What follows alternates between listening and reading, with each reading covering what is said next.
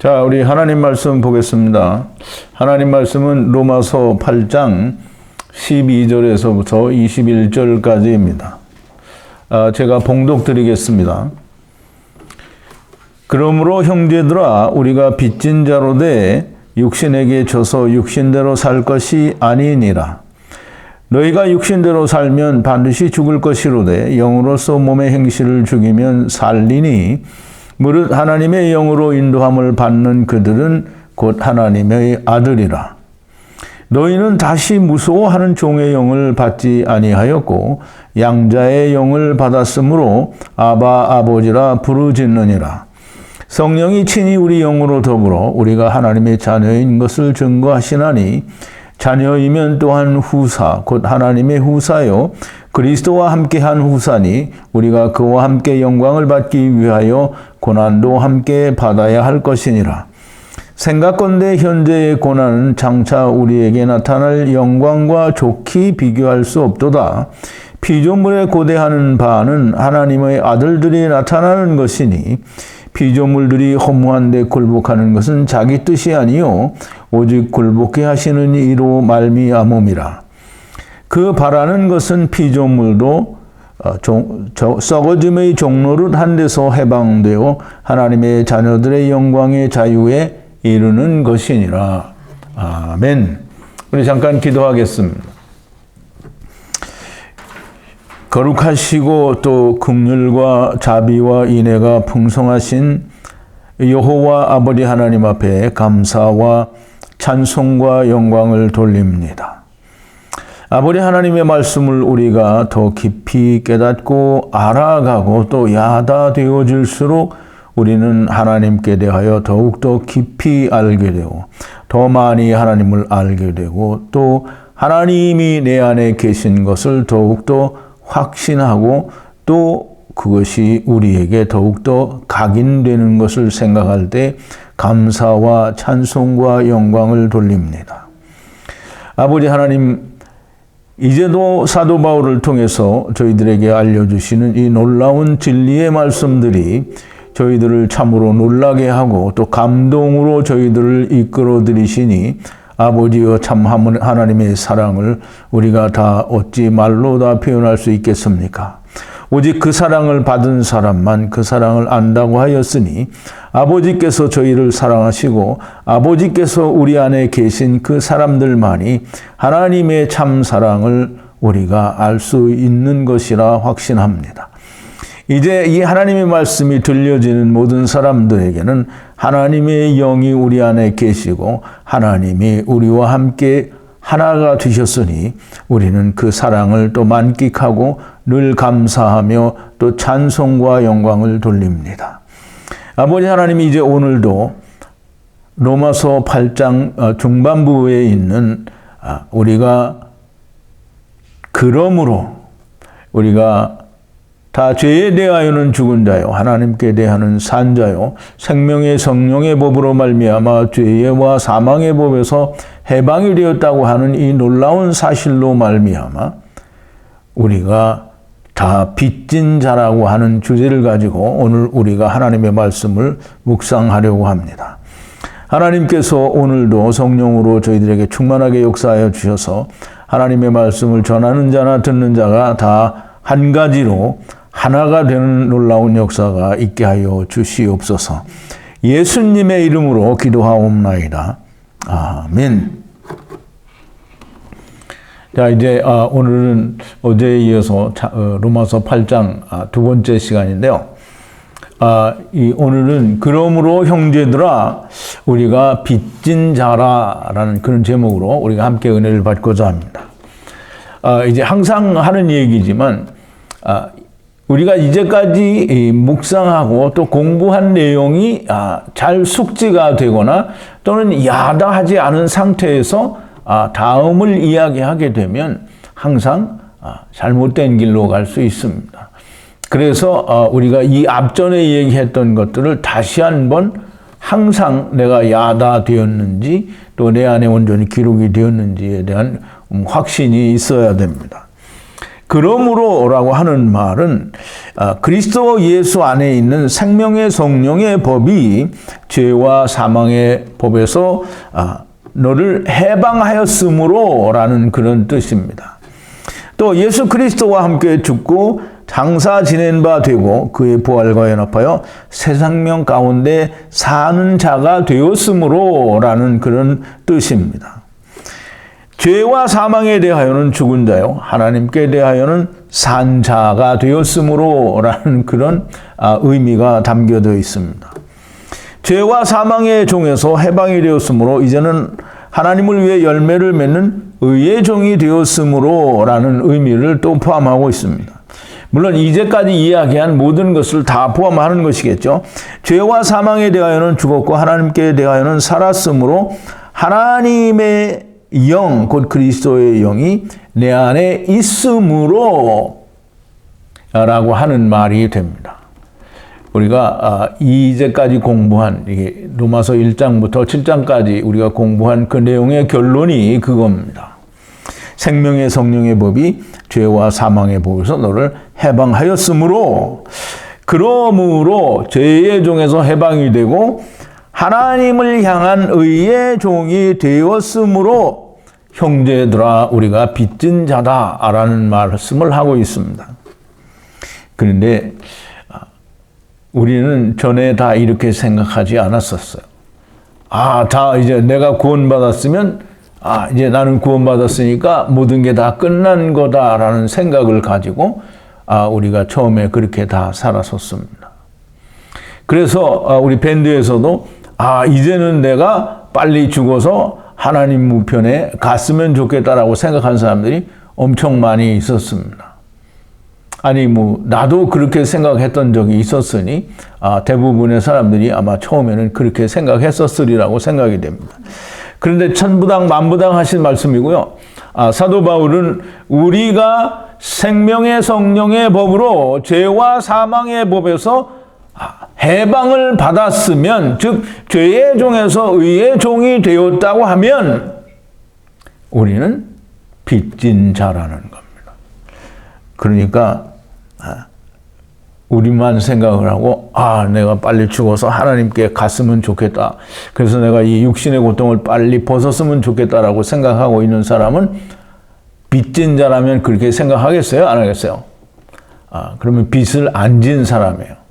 그럼 빚지지 않은 사람은 무슨 뜻이냐면 빚진 것이 없는 사람은 생명의 성령의 법이 죄와 사망의 법에서 당신을 구원한 사실이 전혀 없다라는 말입니다. 예수님께서 제자들에게 뭐라고 말씀하십니까? 요한복음 13장 34절 35절인데요. 프린트 1번인데요. 예수님이 제자들의 발을 씻으시고 하시는 얘기가 내가 너희에게 새 계명을 주노니 너희가 서로 사랑하라. 내가 너희를 사랑한 것 같이 너희도 사랑하라. 너희가 서로 사랑하면 이로써 모든 사람이 너희가 내 제자인 줄 알리라. 예수님이 제자들을 사랑하셨어요. 물론 십자가에서 죽이시기 전에도 사랑하셨으니까 부르셨고요. 또 그들의 영을 사랑하셨기 때문에 그들을 위하여 십자가에서 죽으심으로 예수 그리스도의 사랑, 즉 하나님의 사랑을 우리가 아직 원수일 때에, 우리가 아직 죄인일 때에 하나님이 우리를 사랑하시는 사랑을 확증하셨다라고 말씀하셨습니다. 그러면서 주님의 말씀은 내가 너희를 사랑한 것 같이 너희가 서로 사랑하라는 거예요. 이제 우리는 다 이 세 계명이 무슨 뜻인지 모르니까 이 빚진 자라는 의식이 없습니다. 하나님이 내 안에 오시는 순간 죄에서 해방이 되고 그러면 하나님이 내 안에 계시고 하나님이 내 안에 사시는 겁니다. 그러면 하나님이 내 안에 사시는데 내 안에 사시는 하나님이 아무 일도 안 하면 죽은 하나님이죠. 그러면 내 안에 하나님이 사셨으면 하나님이 일을 하셔야 될 거 아니에요. 그러면 하나님이 혼자 나를 버려두고 혼자 일을 하시려면 내 안에 오실 필요가 없잖아요. 그럼 하나님이 내 안에 오셨으면 나를 데리고 일을 하셔야 될 거 아니에요. 그러면 하나님이 바보가 아니신 다음에는 내가 일을 할 수 있는지 없는지 알아요? 몰라요? 아셔요. 그러면 일을 하게 하려면 뭘 해야 되겠어요? 완전 깡통인 나에게 일을 하게 하려고 하면 하나님의 말씀을 배워야 될 거 아니에요. 그러니 하나님께서 1차적으로 하시는 것은 하나님의 말씀을 묵상하게 하시고 배우게 하시고 또 궁금하게 하시고 사모하게 하시고 공부하게 하시는 게 하나님이 하시는 일이에요. 그러면 하나님이 내 안에 오시는 순간 나는 하나님의 말씀을 사모하고 그 말씀이 그렇게 궁금하고 그것을 알지 못하면 답답해서 견딜 수가 없는 자가 될 수밖에 없는 겁니다. 그런데 하나님이 내 안에 오셨다라고 믿고 또 그렇게 고백을 했는데 하나님의 말씀을 배우는 시간에 거들떠도 보지 않고 오지도 않고 지체들을 만나지도 않는다고 하면 그러면 그건 다 거짓말을 말을 하는 겁니다. 의의 종이라는 말은 사랑의 빛을 진 자라는 것입니다. 나는 하나님께 그리스도의 사랑을 받았는데 그걸 나만 가지고 있으면 말이 안 되는 거죠. 왜? 예수님이 뭐라고 했어요? 내가 너를 사랑한 것 같이 너도 내가 너를 사랑한 그것을 다른 사람에게 주라는 거예요. 근데 그거 주지 않고 나만 그냥 잘났다고 나는 이제 곧 죽어도 천국 간다라고 생각을 하고 그렇게 빨리 죽어서 천국 갔으면 좋겠다라고 생각하면 빚진 자가 아닙니다. 주님에게 새 계명을 받은 자가 못 된다라고 하는 것입니다. 즉 내가 죄의 종에서 해방이 돼서 하나님께 열매를 맺기 위한 의의 종이 되었다고 하면 주님께 새 계명을 받은 자가 되는 겁니다. 그러니까 새 계명을 받은 자는 나는 이제 빨리 죽어서 천국 가고 싶다 이 말을 할 수가 없는 거죠. 그러니까 지금이라도 내가 죽어서 주님께 가고 싶다고 하는 사람은 하나님이 오신 사람이 아닙니다. 결단코 아니에요. 사도 바울이 하는 얘기는 무슨 이쪽 귀를 듣고 이쪽 귀를 흘려버립니까? 내가 주와 함께 거할 욕망을 가진 것이 더욱 좋으나 그러나 내가 여기에 있는 것이 너희에게 유익이라. 그러면 사도 바울이 가는 걸 택했어요? 너희에게 유익인 걸 택했습니까? 그러면 사도 바울이 내가 가는 거 뜨거운 열망으로 가기를 원하지만 그거 내가 하고 싶은 게 아니고 내가 너희를 위하여 이 복음을 전해야 되겠다라고 하는 걸 한 거잖아요.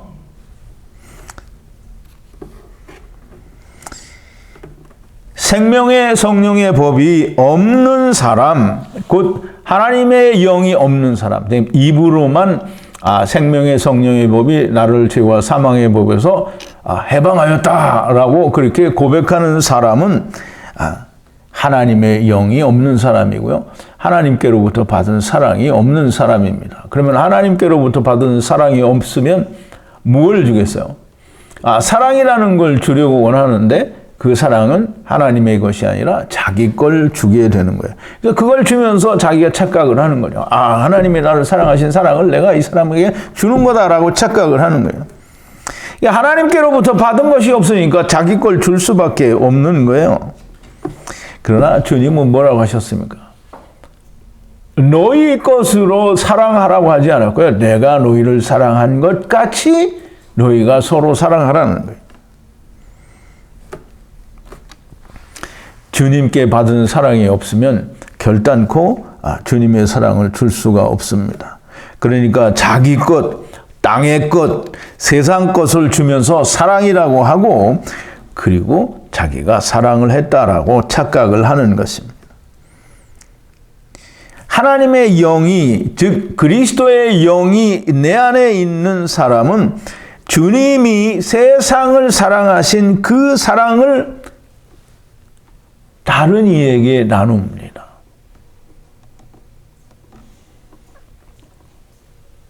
어떻게?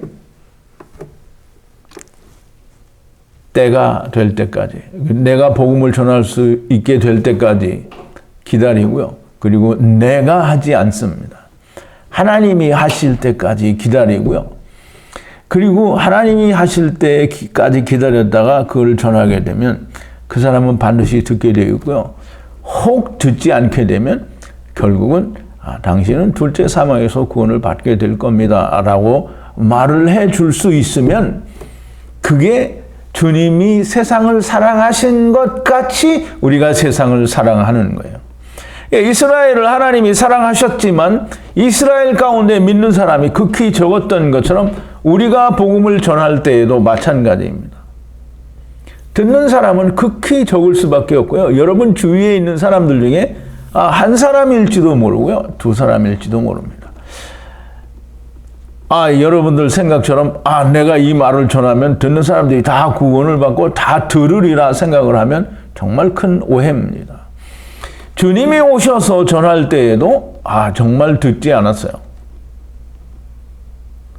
그런데 주님이 오셔서 하실 때에도 안 들었는데 내가 하는데 듣겠냐고요. 안 들어요. 그러면 안 들으면 어떡하냐. 그러면 아이고 너는 지옥에나 가라 저주하라는 게 아니고요. 그래도 당신이 둘째 사망에서 구원을 받을 거니 내가 그렇게 크게 염려는 하지 않겠다라는 거예요.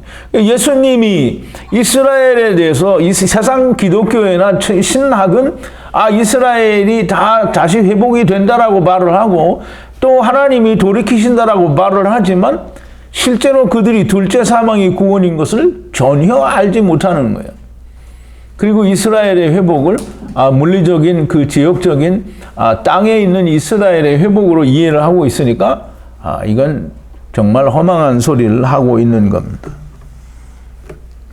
자, 이제 빚진 자로되 육신에게 빚을, 그러니까 육신대로 살 것이 아니니라는 말은 육신에게 져서 육신대로 살 것이 아니라는 말은 육신에게 빚진 자가 아니라는 거예요. 이제 우리는 육신에 대해서는 죽었잖아요. 그리고 죄에서는 해방이 됐어요. 그러면 육신에 대하여는 내가 빚을 진 게 아무것도 없는 거예요. 그러면 뭐에 대해서 빚을 졌어요? 이 영에 대한 빚을 진 거죠. 누구에게든지 영에 관한 빚을 진 거예요. 왜? 내가 받은 건 영이거든요.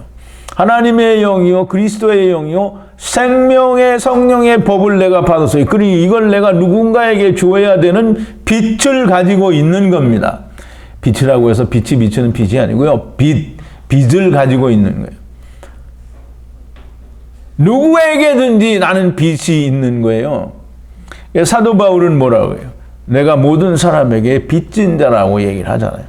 저와 여러분들도 모든 사람에게 빚을 진 자입니다. 빚을 졌으니까 빚을 갚아야 됩니다. 근데 빚을 하나도 안 갚고 가겠다고 하면 정말 큰 잘못을 저지르는 거죠.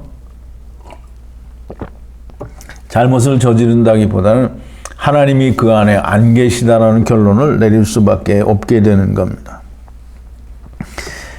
빚을 내가 내 육신에게 진 것 아닌데 육신대로 또는 육신을 쫓아서 살게 되면 나는 하나님이 내 안에 오신 사람이 아닙니다 라는 고백을 하는 것과 똑같은 겁니다. 자기 혼자만의 착각대로 하는 것이고요. 육신대로 살면 반드시 죽을 것이로되 라고 하는 말은 육신에 대하여 죽은 사람이 무언가 육신을 위해서 살고 있는 것은 반드시 죽게 된다는 거예요. 다시 말해서 내가 살아있는 사람, 목구멍이 포도청이기 때문에 내가 살아야 된다는 그런 살아야 된다는 말이 아니고요. 어떠한 형태로든지 내가 살아서 내가 좋아하고 내가 기뻐하는 것으로 만족하려고 하는 사람이 다 육신대로 사는 거예요.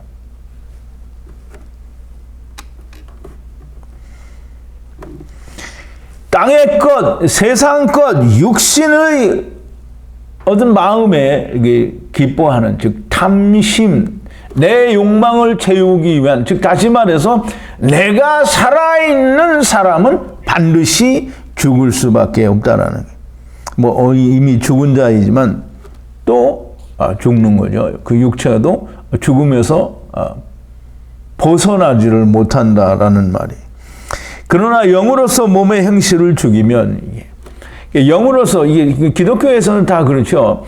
신앙생활을 지금 목사가 가르쳐주는 신실한 신앙생활을 많이 하고 자기 욕심을 따라서 세상 일을 많이 죽이면 그게 영을 쫓아 사는 거라고 가르치니까 그게 참 한심한 일이에요. 여기 한 사람 더 들어왔다요. 영을 쫓아 산다는 말은 하나님이 이루신 그 생명의 성령의 법이 죄와 사망의 법에서 이스라엘 천하 만민을 구원하셨다라고 하는 그 법을 따라서 내가 행하고 육신이 하고자 하는 것을 버리는 것이 그게 육신을 죽이는 거고요. 육신의 행실을 죽이는 거고요. 영을 쫓아 행하는 것이 됩니다.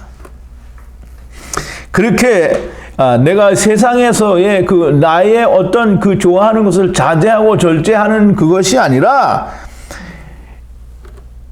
내가 몸으로 내가 기뻐하고 내가 살아서 나의 주장을 하는 것을 버려야 되는 거예요. 죽은 사람은 그거 하지 않아요. 근데 말로만 죽은 사람은 여전히 자기 주장이 있는 겁니다. 정확하게 말하면 예수 그리스도의 영, 즉 하나님의 영이 내 안에 있으면 내가 몸으로 뭘 하려고 할 때에 반드시 하나님이 책망을 하시고 그거를 하지 못하게 하십니다. 왜냐하면 내가 산 자이기 때문이에요. 하나님이 내 안에 계시고 내 하나님의 영이 살아 계시기 때문입니다. 그런데 이제 이런 사람들이죠. 맨날 이제 강해를 듣고는 마음은 원이로되 이게 잘 따라주지를 않는다. 근데 그게 잘 따라주지 않는 게 사람이 믿으면 어떻게 안 합니까? 예수님이 죽었다 살아나신 걸 내가 믿으면 나도 예수님과 같이 죽어야 될 거 아니에요. 그러면 세상에 대해서 예수님이 죽었으니까 나도 세상에 대해서 죽어야 됩니다. 근데 죽지 않고 마음만은 굴뚝 같은데 참 이게 세상이 나를 그렇게 안 해준다. 물론 피치 못할 사정이 있을 수도 있습니다. 그런데 대부분의 경우에는 다 그렇게 예수님이 세상에 대해서 죽으셨다라고 하는 게 믿어지면 같이 죽습니다. 내가 살아나는 게 너무나 확실하면. 같이 죽었는데 육신이 안 살아나도 그게 얼마나 기쁩니까? 여러분들 생각대로 육신의 고통을 벗고 직접 하나님께로 가니까 얼마나 좋으냐고요? 근데 그거 안 믿으니까 못 죽는 거예요. 모든 경우의 수에, 즉 내게 닥쳐진 많은 어려움과 곤란을 다 내가 계산하고 내가 생각하고 그 모든 경우의 수를 내가 판단하기 때문에 이 마음은 원이로되 그게 안 되는 거예요. 근데 내가 죽고 나서 어떻게 되는지 그 결과가 어떻게 되든지 그걸 왜 내가 생각을 합니까? 그건 책임을 내가 지는 게 아니에요. 죽으면 하나님이 해결하시는 거예요. 그러니까 하나님을 안 믿는다라는 말이 나오는 거예요. 무릇 하나님의 영으로 인도함을 받는 그들이, 인도함을 받는다라는 말은 데리고 오다 또는 이끌다라는 그런 뜻이 있는데요. 성령의 인도함을 받는다라는 말은 성령이 나를 이끌고 다니시는 거예요. 성령이 몸 밖에 있어갖고 어떤 강렬한 힘으로 그냥 나를 막 이렇게 끌고 이게 아니고요.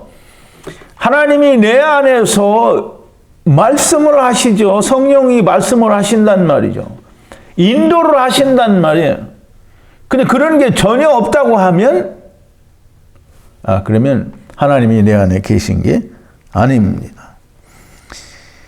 하나님의 영의, 즉 성령의 인도하심을 받는 그들이 하나님의 아들이라. 근데 하나님의 영이 인도하지 않으면 하나님의 아들이 아니라는 거예요.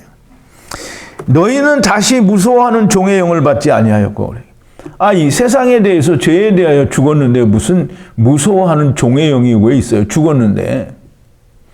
그러면 무서워하는 종의 영을 이제 죽었어요. 그러니까 죽었으니까 무슨 영이 와야 돼요?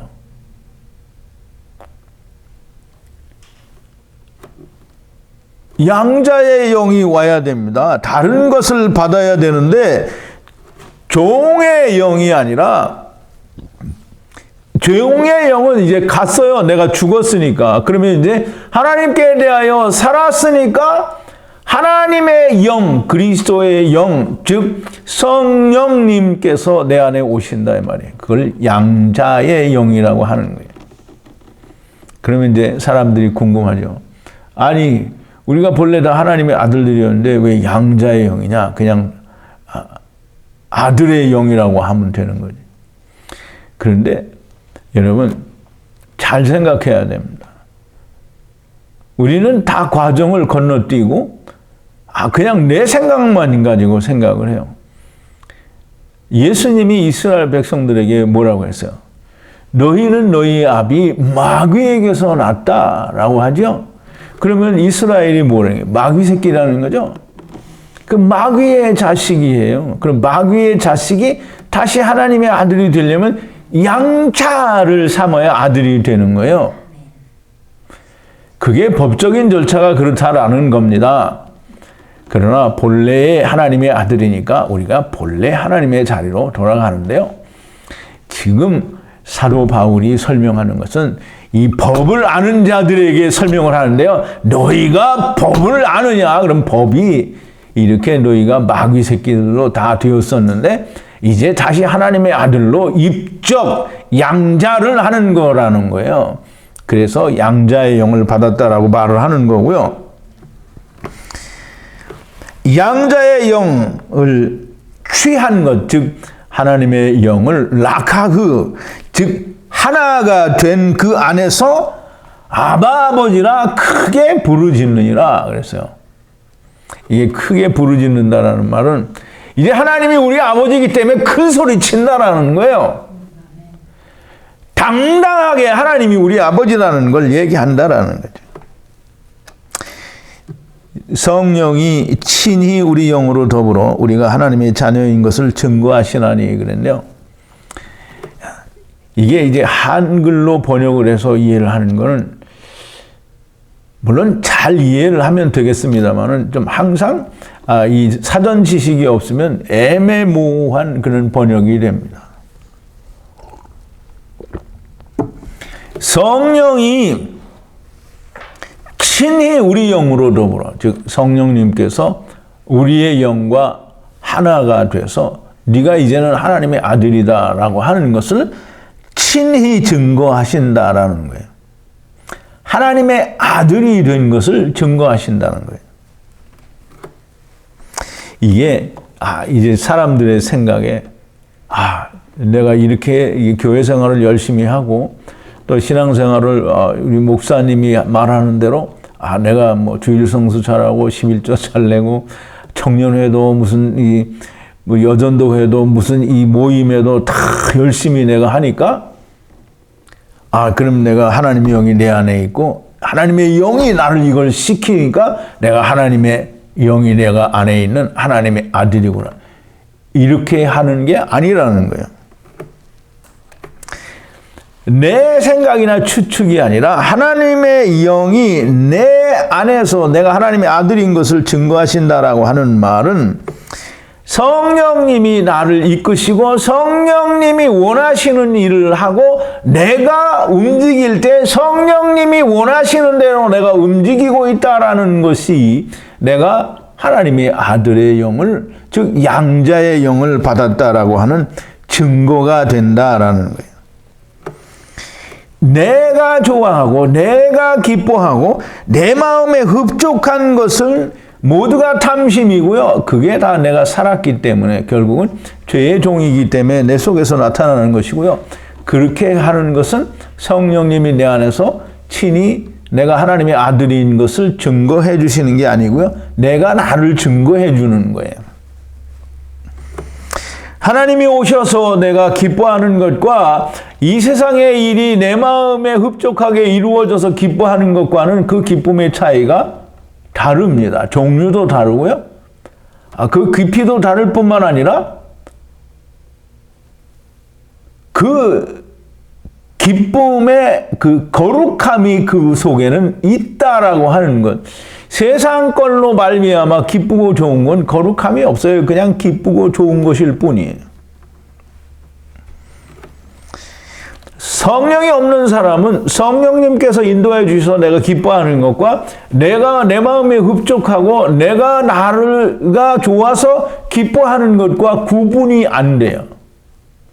그러나 성령님이 오셔서 하나님의 영이 내 안에 있는 사람은 그게 반드시 구분이 됩니다. 자, 이제 또 사도 바울이 얘기합니다. 자녀이면 또한 후사니 그랬어요. 당신들이 이제 생명의 성령의 법으로 죄와 사망의 법에서 해방이 되고 하나님의 영이 들어온 하나님의 자녀이면 후사라는 거예요. 후사라는 게 뭐냐면 상속자라는 말인데요. 곧 하나님의 후사요 그리스도와 함께한 후사니.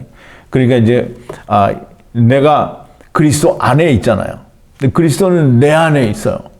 그러니까 그리스도를 빼고 나 혼자 후사가 되는 게 아닙니다. 그리스도와 함께한 후사예요.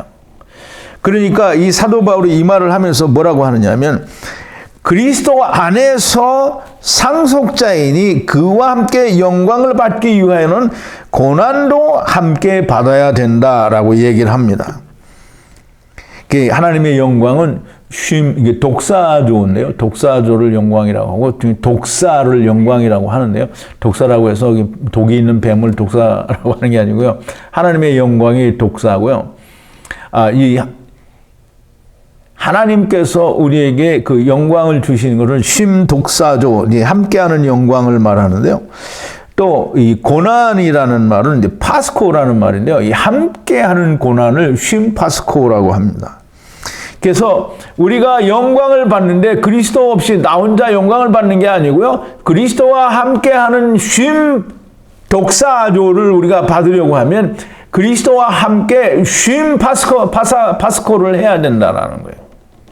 그래서 이제 사람들은 되게 이 그리스도의 고난에 대해서 이해를 못하기 때문에 많은 사람들이 이 그리스도의 고난을 자기들이 세상에서 받는 이 고통과 괴로움 그 고난을 이게 예수님이 받으신 고난이라고 거기다 갖다 붙이고 그걸 예수님의 고난인 것처럼 생각합니다. 예수님의 고난은 그게 아니고 나의 고난과 예수님의 고난을 동급시하고 같은 것으로 여기려고 하는 것은 정말 천부당 만부당한 얘기죠. 예수님의 고난은 하나님의 아드님으로 세상에 즉 하나님이 친히 육신을 입고 세상에 오셨는데 자기 백성들에게 부인을 당하고 핍박과 고난을 당하고 십자가에서 부정을 당해서 십자가에서 죽이심을 당하는 것이 그게 예수님이 받으신 고난이에요. 그런데 내가 세상에서 좀 장사하다가 잘 안 되고 이게 마귀 새끼가 나를 이렇게 핍박을 하는가 보다라고 생각하고 그게 예수님의 고난에 동참하는 나의 고난이다라고 생각을 하는 거예요. 자식 새끼가 말을 안 듣고 비행 청소년이 되니까 이것도 마귀가 나를 시험하는 고난이다. 무슨 이런 개 같은 소리가 있느냐고요.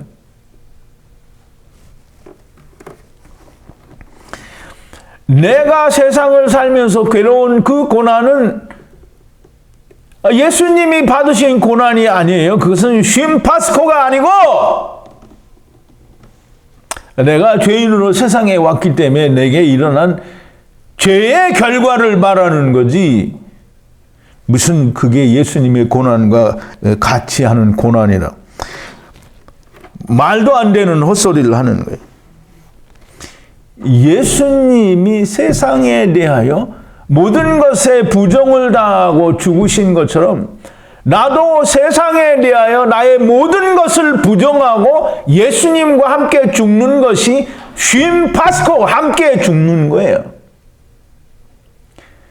그렇게 함께 죽어야만 쉼 독사조 같이 함께 영광을 받게 되는 겁니다. 그러면 쉼 독사조, 주님이 받으신 영광이 뭐예요? 사망을 이기시고 생명으로 나신 것이 그게 영광이에요, 영광. 그러면 함께 영광을 누리려면 어떻게 돼요? 쉼 독사조 하려면 나도 그리스도의 몸과 같이 부활을 해야 쉼 독사조가 되는 거예요.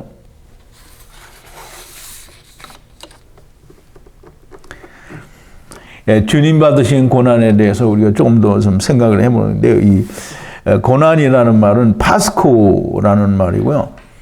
이 파도스라는 게 말에서 유래가 됐는데요. 이 파도스는 또 파데마라는 단어에서 유래가 됐습니다. 그래서 파데마나 파스코나 파도스나 파스코나 이게 다 같은 의미를 가지고 있는데요. 이 고난, 주님이 받으신 고난은 내가 세상에서 당하는 고난과는 그 고난이 질적으로 다른 것이고요. 예수님이 고난 받으신 대로 나도 고난을 받으려면 나도 예수님이 세상에서 부정당하신 것처럼 나도 나를 부인해야만 되는 거고요. 예수님이 세상에 대하여 죽으신 것처럼 나도 세상에 대하여 죽어야만 함께 고난, 즉 쉼 파스코가 된 겁니다. 그래서 주님의 십자가에서 죽으심과 함께 죽어야 하고요. 그의 부활과 연합하여 함께 새 생명이 내 것이 되는 것이 주님과 함께 영광을 누리기 위하여 함께 고난을 받은 것이 되는 겁니다. 그래서 예수님의 얘기가 누구든지 나를 따르려거든 자기 십자가를 지고 따라야 한다고 말씀하신 것이 바로 이 뜻입니다. 누가복음 14장 27절인데요. 제가 프린트를 한 줄에 넣었더니 프린트를 하지 않았네요. 누구든지 나를 따르려거든 자기 십자가를 지고 나를 따라야 된다라고 말씀을 하셨습니다. 주님의 고난과 나의 고난은 같은 거여야 됩니다. 주님의 고난이 나의 고난에 맞아지는 게 아니라 주님의 고난에 내 고난이 맞아져야 되는 거지, 같지 않은데 내 고난과 주님의 고난을 동등한 것으로 만들어버리면 마귀 새끼 되는 겁니다. 내가 세상 사는 것 때문에 고통과 괴로움이 오는 고난은 주님의 고난이 아닙니다. 자, 이제 생각컨대 현재의 고난은 장차 우리에게 나타날 영광과 좋게 비교할 수가 없도다라고 했는데요. 생각컨대 현재, 즉 현재의 고난은, 이 현재라는 말은 누인이라는 말과 카이로스라는 말의 그 합성어인데요. 구약에서 말하는 그 용을 번역을 이 단어로 하기도 했습니다. 즉 물질 세계, 실존 세계에서 주님과 함께 죽는 죽음으로 오는 모든 고난을 말합니다. 예수님이 십자가 위에서 죽으심으로 말미암아 바로 영광이 드러났나요? 영광이 주님이 나타나셨는데 모든 인간들이 그 영광을 믿지를 않죠. 예수님 부활하셨는데 이스라엘 그 바리새인들과 서기관들과 이 대제사장들을 다 이 병사들을 시키고 무덤지기를 시켜서 소문을 퍼뜨렸어요. 이 제자들이 시체를 훔쳐갔다라고. 그러니까 이게 그리스도의 영광이 나타났어요, 안 나타났어요? 물론 영광이 이루어졌어요. 그런데 그 영광마저도 이 인간들이 부정하는 겁니다. 그게 주님이 당하시는 고난이에요. 그러면 오늘 우리가 예수 그리스도로 말미암아 구원을 얻고 참된 복음을 우리가 듣고 있어요. 그럼 우리가 예수 믿는 사람들, 정통이라고 하는 사람들한테 우리가 만약에 이단 소리를 듣는다고 하면, 그러면 우리가 주님의 고난을 우리가 같이 받는 겁니다. 예수 그리스도와 더불어 함께 죽고 함께 부활한 것으로 말미암아 내가 세상에서 받는 모든 고난과 괴로움은 주님이 지신 괴로움과 고난과 같은 거예요. 즉 다시 말해서 이 현재에 내가 받는 고난, 예수 그리스도와 함께 죽고 그로 말미암아 내게 오는 세상에서의 핍박, 이것이 고난이에요. 그러면 이 고난은 장차 우리에게 올 영광과 가히 비교할 수가 없다라는 거예요.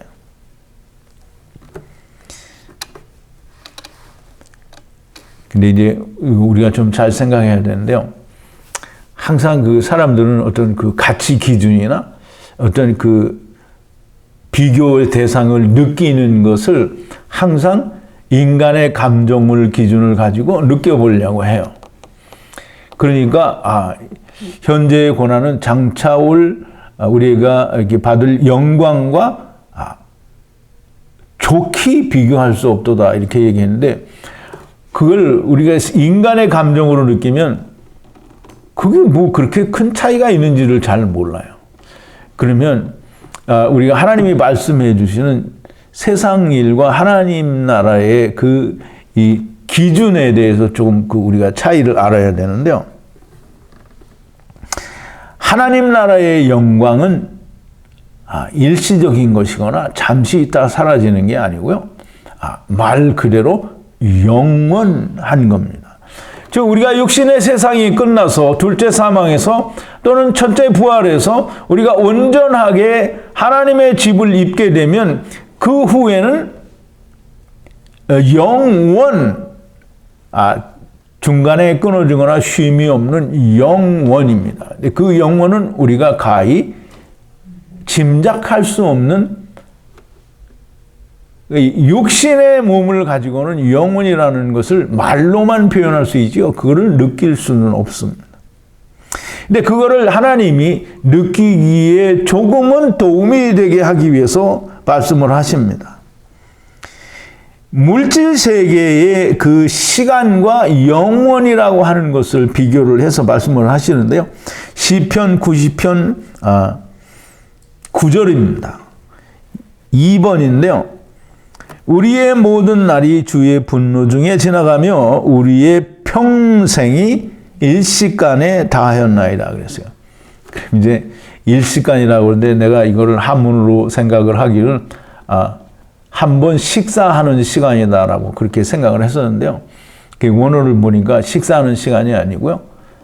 한 번 숨 쉬는 순간을 말해요. 그러면 우리의 평생이 뭐예요? 70년, 80년이잖아요. 시편 90편에 보면 우리가 70이요, 강건하면 80이어도 라고 얘기를 해요. 그러면 우리의 평생이 한숨 한 번에 날아간다라는 말은 80년이 한숨으로 끝나는 거예요. 땅의 모든 날이 주의 분노 중에 날아가고 지나가고 해가 숨 한 번에 맞춰진다라는 그런 의미를 가지고 있습니다. 그래서 주의 목전에는 천년이 지나간 어제 같으며 밤의 한 경점 같을 뿐임이니이다 라고 시편 90편 4절에 보면 설명을 하고 있습니다. 주의 목전에는 천년이 지나간 어제 같으며 밤의 한 경점 같을 뿐임이니이다. 세상의 모든 고난은 지나간 어제 같으며 한 번 숨에 마치는 끝나는 것이다 그랬어요. 이게 모든 것이 그렇다라는 거예요. 자, 이제 우리가 전도서 1장 2절을 보면, 이게 제가 프린트를 했는데요. 전도자가 가로되, 이 전도자는 솔로몬을 얘기하고요. 전도자가 가로되 헛되고 헛되며 헛되고 헛되니 모든 것이 헛되도다라고 얘기를 하는데요. 이 헛되도다라는 말은 이 해계라는 말에서 온 건데요.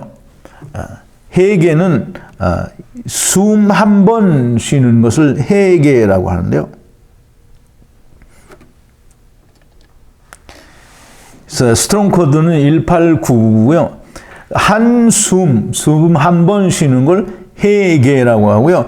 그 해계, 숨 한 번으로 모든 것이 끝나버리니까 그것은 허무한 것이다라고 해서 해벨이라고 하는 거예요. 그래서 이 허무하다라는 말은 해계라는 단어에서 왔는데요. 그걸 해벨이라고 하는데요. 여러분들이 좀 잘 알아야 될 것은 아벨의 이름이 우리말로는 아벨이라고 해서 그렇죠. 똑같이 해겔입니다. 해벨. 그래서 아벨이나 해벨이나 같은 말이에요. 그런데 이제 다른 게 있는데요. 아벨은 1893이고요. 그 다음에 그냥 허무하다라는 의미의 해벨은 1892예요. 그러나 같은 단어고요. 같은 의미를 가지고 있고요. 이 1893이라는 단어는 아벨의 이름도 포함하기 때문에 같이 그렇게 1893으로 사용을 하는 것 같아요. 즉 전도자가 말을 하는데요. 헛되고 헛되니 모든 것이 헛되도다라고 하는 이 모든 것은 콜이라고 해서 이 세상 모든 것이 해벨 헛되도다라고 하는 거예요. 그럼 이 세상이 헛되다라는 말은 왜 헛되냐면 그냥 숨 한 번에 모든 게 맞춰지기 때문에 헛되다라고 하는 거예요. 이제 피조물들이 우리가 이제 오늘 이 본문에 보면 피조물들의 고대하는 바는 하나님의 아들들이 나타나는 것이니 그랬는데요. 이 피조물들이 고대하는 바는 허무한데 이렇게 굴복한데요. 이 허무한데 굴복하는 이유는 이 피조물들이 고대하는 바가 있어서 그 기다리고 있는 것 때문에 허무한데 굴복을 한다라고 이야기를 하는 거예요. 잘 이해를 하셔야 됩니다. 피조물들이 허무한데 굴복하는 것은 자기의 뜻이 아니요 오직 굴복해 하시는 이로 말미암음이니라. 피조물들이 고대한다라고 하는 말은 사람들이 생각할 때 여러분들이 전에는 다 그렇게 생각했을 거예요. 짐승들도 우리와 똑같은 내핏이 하이다 그러니까 처음 그 말을 들었을 때는 아마 여러분들이 굉장히 큰 충격을 받았을 거예요. 지금 처음 이 강의를 들으시는 분들이 피조물들이 이게 짐승들만 얘기하는 게 아니고 사람도 똑같이 이야기하는 거다라고 얘기하면 무슨 그런 말을 섭섭하게 하느냐. 섭섭하기는 무슨 사실인 걸 뭐 어떡하겠어요.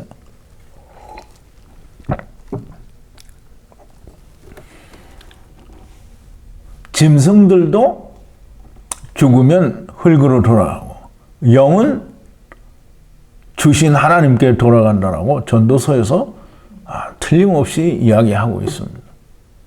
그러면 부활하는 것도 고린도전서에서 사도 바울이 얘기하죠. 물고기도 부활하고 새도 짐승도 사람도 부활을 한다고 얘기를 했어요. 부활한다라는 말은 곧 새 생명을 받는다라는 말이고요. 육체를 버리고 새로운 생명으로 하나님께 대해서 산다는 게 부활이라는 거예요.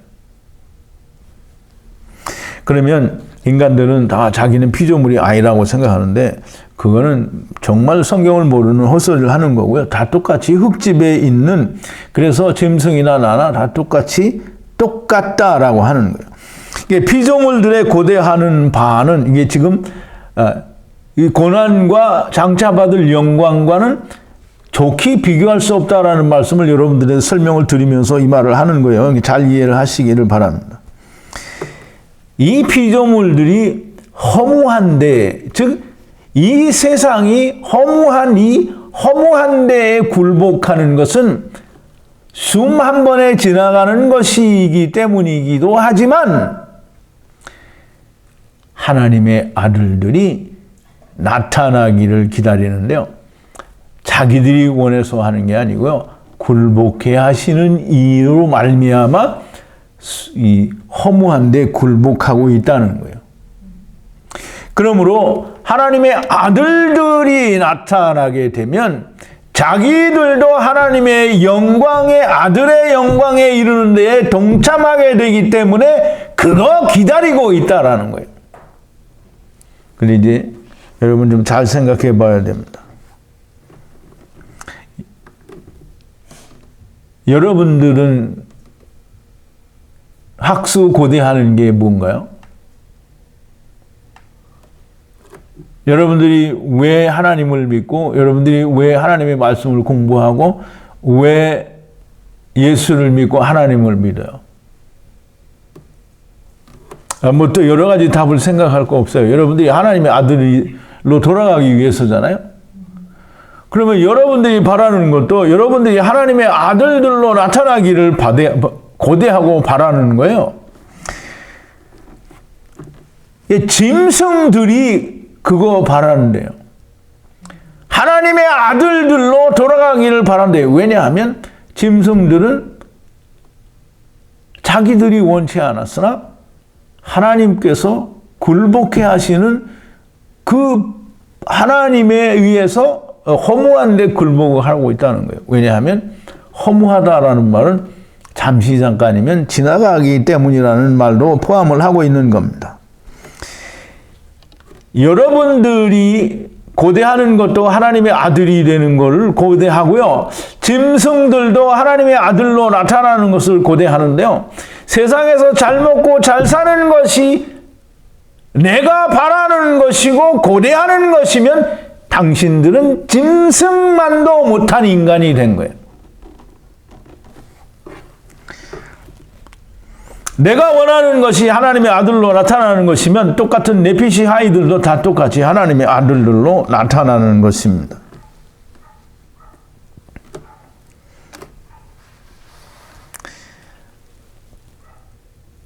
헤벨, 허무하다. 이 세상은 허무하다. 처음부터 끝까지 허무한 거예요. 예수님의 이름이 허무입니다. 물론 이제 아벨이 허무인데요. 아벨은 곧 예수님을 얘기하는 거죠. 양치는 자. 예수님의 이름이 헤벨이에요. 그러면 왜 예수님의 이름이 헤벨일까? 그래도 예수님은 하나님이신데, 예수님의 이름이 조금은 좀 거룩한 이름이 돼야 되지 않겠나? 여러분, 예수님의 이름은 헤벨일 수밖에 없고요. 왜냐하면 자식들을 다 헤벨로 데려다 놓는데 주님도 헤벨로 와야 자식들도 헤벨로 데려오고요. 또 데리고 갈 때에도 헤벨로 와야 다시 데리고 갈 수 있기 때문에 이름이 헤벨이고요. 그 허무한 것에 대해서 죽어야만 하나님의 영광에 이룰 수 있기 때문에 헤벨에 대해서 죽기 위하여 또 헤벨로 오신 거예요. 그러니까 허무한 것으로 나타나신 거 허무에 대해서 죽는 거잖아요. 그러니까 이게 지금 조금 전에 8장 3절에서 율법이 육신으로 말미암아 연약하여 할 수 없는 그것을 하나님은 하시나니 하나님이 자기 아들을 죄 있는 육신의 모양으로 보내셨다라는 말과 같은 말이에요. 죄 있는 육신의 모양으로 오셨고요.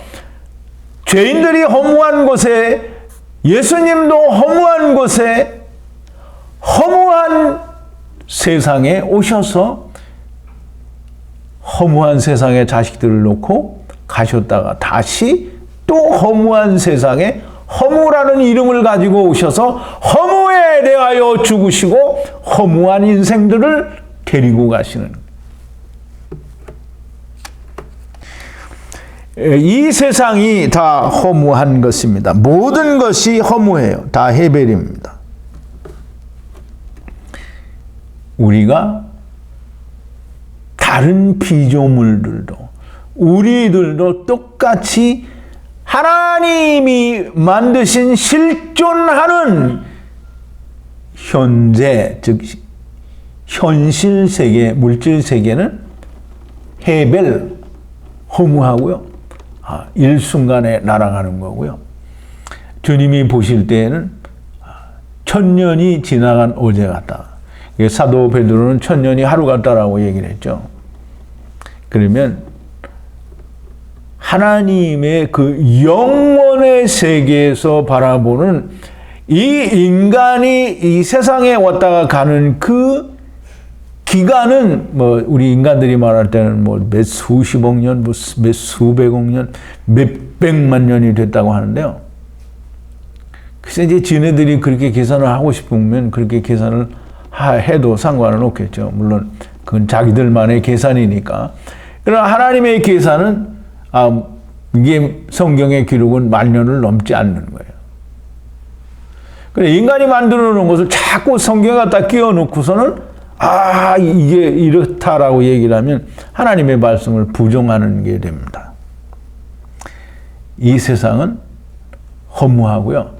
숨 한 번에 지금 하나님이 보실 때는 숨 한 번에 지나가는 끝나버리는 그런 차이가 있는 거예요. 그러니까 여러분들이 느끼기에 이 육신이 속해 있는 세상에서의 영혼을 느끼려고 하면 전혀 느껴지지 않습니다.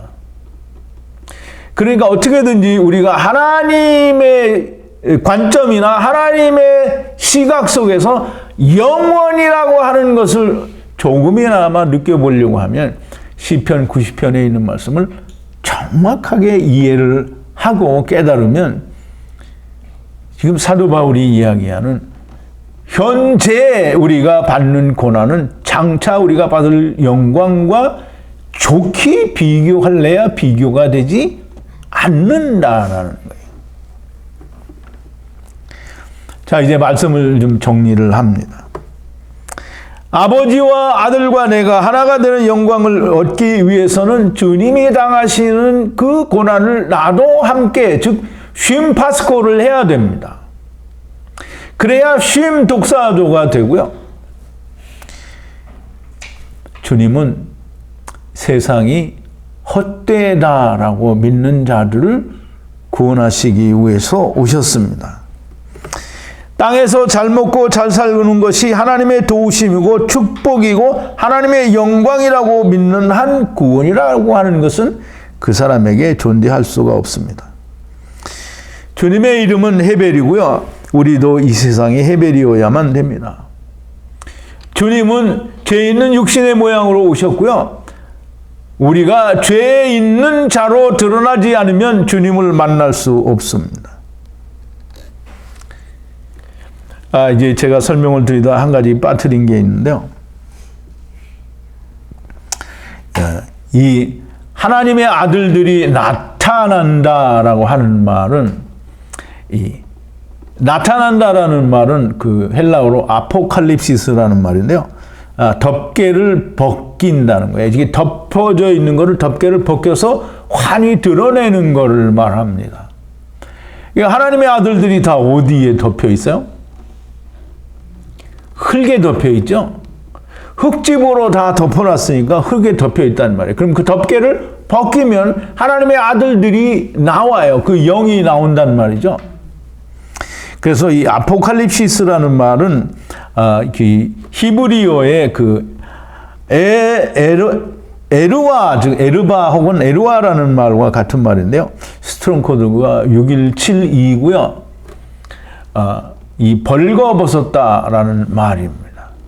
창세기 9장 22절 23절에 보면 노아가 농사를 지어서 포도 농사를 지어서 거기서 나온 포도주를 먹고 취해서 벌거벗었다라고 하는 말이 나오는데요. 프린트를 제가 했는데요. 5번인데요. 가나안의 아비 함이 그 아비의 하체를 보고 밖으로 나가서 두 형제에게 고하매 셈과 야벳이 옷을 취하여 자기들의 어깨에 메고 뒷걸음질 쳐 들어가서 아비의 하체를 덮었으며, 그래서 하체라는 말은 벌거벗은 걸 말해요. 즉 다시 말해서 노아가 하나님의 말씀 포도주를 먹고 취해서 벌거벗었다라고 하는 말은 죄인의 모습이 드러났다라는 거거든요. 죄가 드러났다는 게. 벌거벗었다라는 말은 창세기 2장 25절에 보면 아담과 하와가 벌거벗었으나 부끄러운 줄 몰랐다라는 이 벌거벗었다라는 말이 같은 말입니다. 즉 다시 말해서 벌거벗은 모습으로 드러나야 주님을 만나는 거예요. 그럼 하나님의 아들들이 거기에서 나오는 거예요. 그러면 하나님의 아들들이 나오면 하나님이 옷을 입혀주셔야 되겠죠. 그래서 피조물들이 고대하는 거가 그 하나님의 아들들이 나오기를 고대하는 거예요. 본인들도 그 껍데기를 벗고 나와야 되기 때문에 고대하는 겁니다. 아무튼 우리가 다 생명의 성령의 법에 의하여 죄와 사망의 법에서 해방이 된 사람들입니다. 예수 그리스도와 함께 죽고 그리스도의 부활과 연합하여 새 생명 가운데 살고 죄의 종에서 의의 종으로 해방이 된 사람들이에요. 그러면 우리가 다 빚진 자입니다. 우리가 빚을 졌으니까 빚을 갚아야 되는데 우리는 또 여러분들에게 했던 얘기를 하지 않기로 하고 여러분들은 다 이 빚을 갚는 사람이 되어야 됩니다. 빚을 내가 갚는 거 아니고요. 하나님이 갚게 해 주십니다. 하나님이 내 안에 계시면 하나님의 인도하심을 받으면 됩니다. 내가 나를 인도하는 거 아니고요. 하나님이 내 안에 계시면 하나님이 일을 하십니다. 근데 내가 아무리 기다리는데도 하나님이 아무 일도 안 하신다. 그럼 하나님이 안 오신 거예요. 하나님이 내 안에서 아무 일도 안 하시는데요. 안 온 건데 뭘 따지고 있어. 안 온 거예요. 그걸 물어보고 있어요. 이런 건 어떤 거예요? 라고 물어보는 그 자체가 하나님이 안 오셨다는 거예요. 하나님이 오시면 무조건 알게 되어 있습니다. 자, 기도하시겠습니다. 거룩하신 여호와 아버지 하나님, 감사와 찬송과 영광을 돌립니다. 오늘도 사도 바울을 통하여 저에게 알려주시는 놀라운 비밀, 창세로부터 감추인 천국의 비밀, 우리가 많은 것을 또 듣고 보고 배우고 익혔습니다. 우리 안에 온전히 야다 되게 하여 주시옵소서. 예수님의 이름으로 기도하옵나이다. 아멘.